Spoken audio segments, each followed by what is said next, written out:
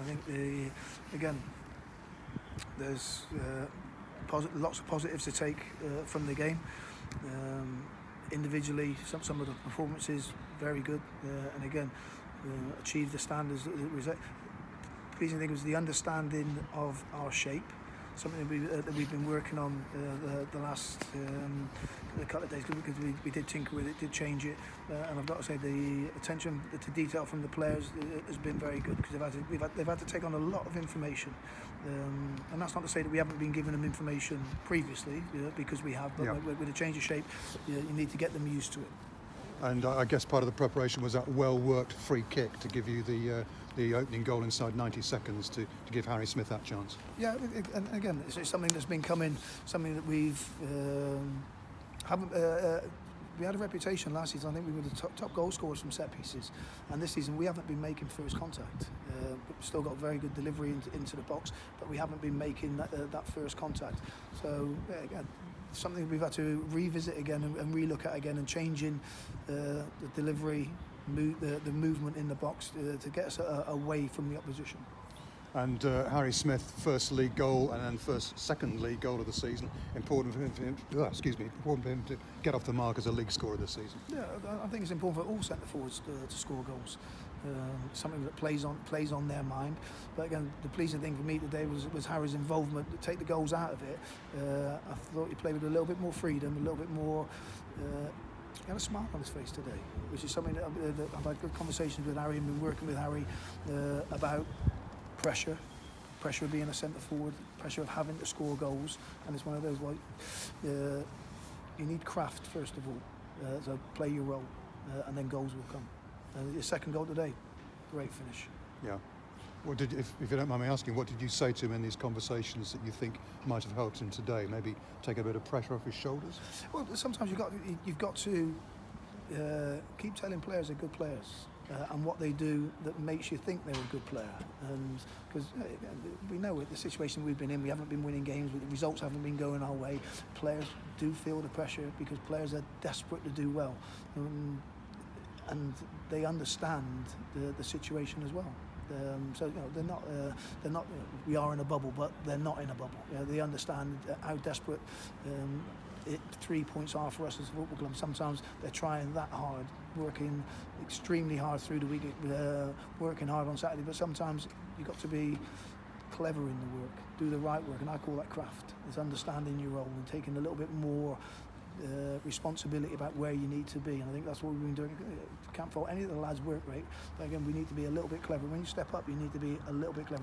We've got willing workers that put a shot on, and they will empty the tank when they go on the pitch. Our running stats are up there, but sometimes they're having to work because they haven't worked smart.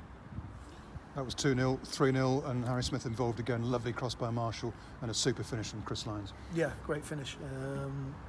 Probably the disappointing thing is their goal. I was going to come on to that, Keith. That was going to be my finale. People within the game will understand when they say that I've got a reputation that I don't like goalkeepers. I love goalkeepers when they do what they've got to do. When they don't, I fall out with goalkeepers very quickly, because I think the game is very simple when you can see the whole pitch. And again, but it's a learning curve for Mitch, because Mitch has gone in there, we've won 3-1, and I've given him a tongue lashing, because I want him to kick the ball in an area where we are, not down the middle of the pitch. But again, take the criticism, he'll learn from it, and he'll move on, which is excellent, because again, when somebody does something that they don't want you to do, sometimes you've got to, and I know I did go a little bit over the top, and I did apologise for my choice of language straight away, even though there wasn't any supporters in here, but I did apologise. I was there, goodness, I turned red, Keith. Well, I do apologise, because sometimes I do get frustrated, because I want a clean sheet. I wanted an away performance, score goals, and get a clean sheet. And it was so simple, just kick the ball one side of the pitch, not down the middle. So this was all directed at Jonathan Mitchell, basically for not getting the ball in the right place that led to the penalty. Well, that's the starting point. Yeah. We're set up to kick the ball down one side, and you kick it down the middle where we haven't got anybody. Then that's an invitation for them to get on the attack. And I think it's so simple. If I'm a defender, when I played, I want to know where the area that I'm defending in. So it makes it easier. If you're defending, you want the area to be small. The smaller it is, the easier it is to defend. You kick the ball down the middle of the pitch, automatically you're open, you're exposed. So if I was a player, and my goalkeeper again, I'd have told him as well. Okay, but a good win all the same. Excellent 3-1 away win here. One or two players going to ground today pick up little injuries. Chuck Wilmaker actually disappeared behind one of the advertising hoardings where we're doing this interview from. He's okay though. He got up and carried on. He's all right. And McWilliams had a bit of a knock as well, but they're okay. No serious problems injury-wise from today's match. No. Caleb came over, bounced over the balls, bounced on the tarmac. Again, excellent for Caleb today. Great experience for him to be in a winning team, playing a part. His understanding of the game is coming day by day, week by week. We do video analysis work with him. We do extra work on the training ground with him. And I've got to say, he wants to learn. Still doesn't do things naturally, but that's how young players develop. But what he has got is he's got an ability to take the ball in, move with the ball, control the ball, and is a threat going forward. But sometimes we just need to work on his out of possession, being in the right position for the team. As an individual, enjoy working with him, and I think the lad's got a bright future. But it's just that game understanding. When you step up to the professional level, you've got to be in the right place at the right time. And in terms of team selection today, no place in the 18 for Ryan Watson, Ricky Corbett not involved either. Is that just down to selection? Is it down to rotation, making sure that people stay fit, or what was the thinking behind those choices? Again, I think today's about talking about the players that were involved in the starting 11, in the squad. There are going to be changes. There are going to be personnel changes within the 18, probably on Tuesday as well.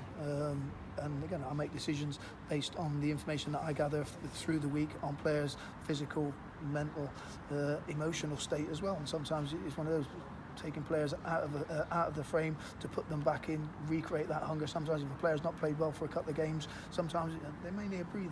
They need a breather to compose themselves and realise what they're good at, what they bring to the team, and what they need to do as an individual. And sometimes the best way to do that is come out of it.